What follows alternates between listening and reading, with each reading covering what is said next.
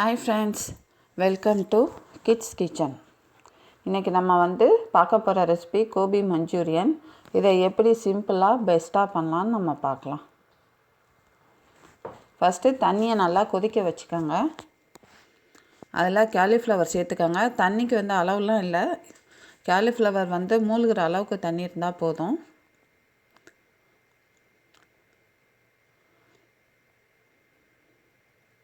இதோட உப்பு சேர்த்துப்போம்.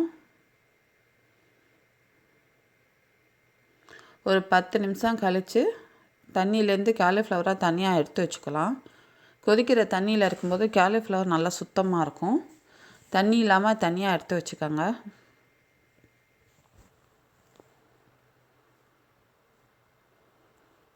இதோட 4 டேபிள் ஸ்பூன் கார்ன்ஃப்ளவர் சேர்ப்போம். 4 table spoon all purpose floor சேர்த்துக்கலாம்.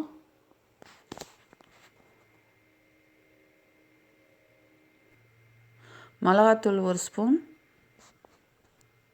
உப்பு தேவையான அளவு, இஞ்சி பூண்டு பேஸ்ட் 1 ஸ்பூன். இப்போ ஒன்றா சேர்த்து மிக்ஸ் பண்ணலாம்.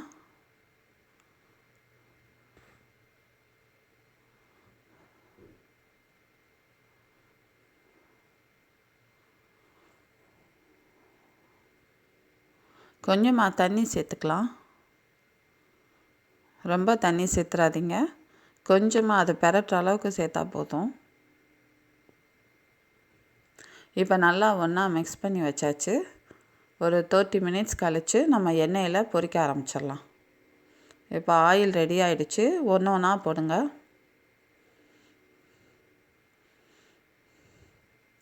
மீடியம் ஃப்ளேமில் வச்சுக்கோங்க.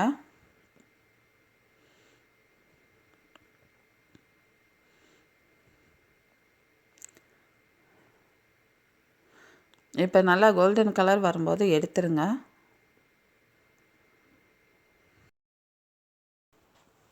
இப்போ தனியாக ஒரு பேனில் ஆயில் சேர்த்துக்கோங்க. 2 டேபிள் ஸ்பூன் ஆயில் சேர்த்துக்கோங்க. கார்ன்ஃப்ளவர் தனியாக 2 டேபிள் ஸ்பூனில் கொஞ்சம் தண்ணி சேர்த்து மிக்ஸ் பண்ணி வச்சுக்கோங்க. இப்போ ஆயில் நமக்கு காஞ்சிருச்சு. 10 பூண்டை குட்டி குட்டியாக கட் பண்ணி சேர்த்துக்கிட்டேன். இதில் பூண்டோட டேஸ்ட்டு ரொம்ப நல்லாயிருக்கும்.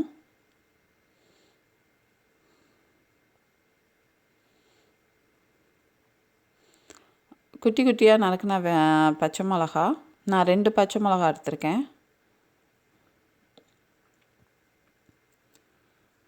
அப்புறம் ஒரு வெங்காயம்,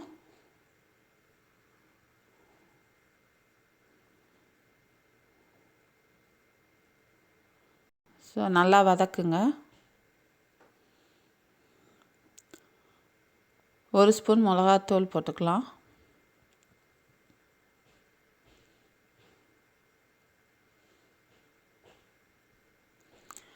உப்பு தேவையான அளவு போட்டுக்கோங்க.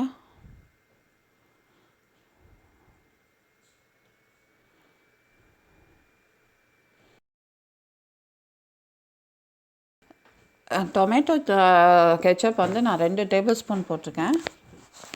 2 டேபிள் ஸ்பூன் சோயா சாஸ்,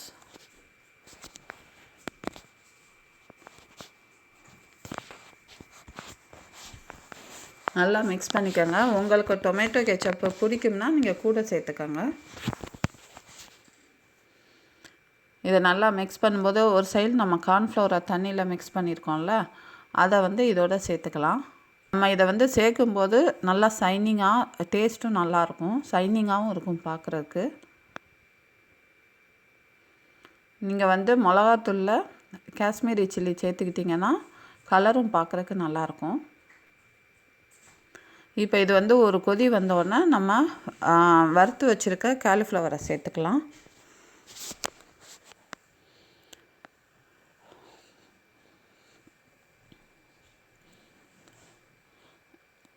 இப்போ அந்த காலிஃப்ளவரையும் அந்த இதையும் சாஸ் எல்லாத்தையும் சேர்த்து ஒன்றா மிக்ஸ் பண்ணிக்கலாம்.